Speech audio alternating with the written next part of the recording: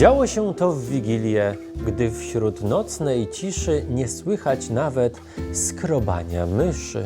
Nad kominkiem wiszą skarpety dla zachęty, bo Mikołaj zostawił w nich prezenty.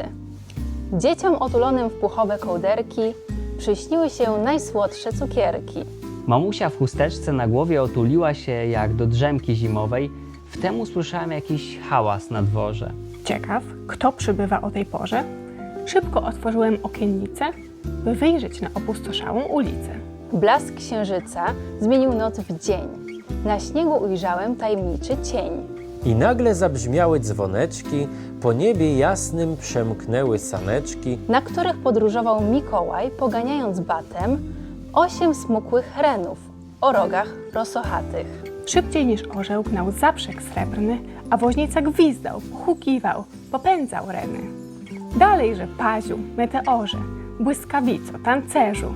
Dalejże piorunie, kupidynie, wichrze, rycerzu. Dalej na szczyt werandy, na dach kamienicy zastukajcie kopytami w skrzydło okiennicy. Jak zwiędłe liście, które wicher gna, tak renifery ślizgają się po rynnach.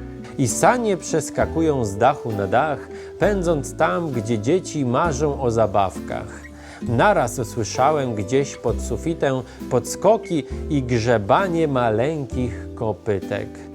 Gdy rozglądałem się wokół, ze zdumieniem przecierając oczy, Mikołaj wprost do pokoju z kominka wyskoczył.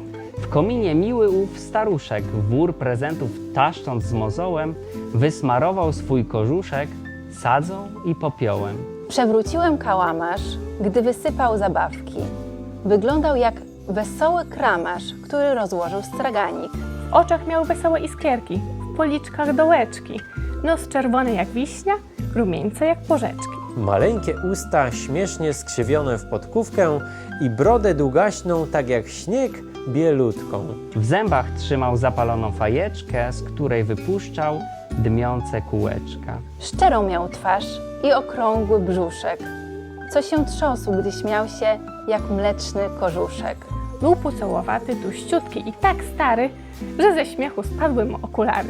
Mikołaj mrugnął do mnie i skinął ręką, prosząc uśmiechem, bym się go nie lękał. Nie rzekł ani słowa, lecz prezenty poutykał szparko we wszystkich skarpetach i przeróżnych zakamarkach. Kładąc palec na ustach, skinął głową siwą i zniknął w kominie. Wskoczył na sanie i zagwizdał na reniferki i zaprzęg ruszył z kopyta, krusząc sopelki.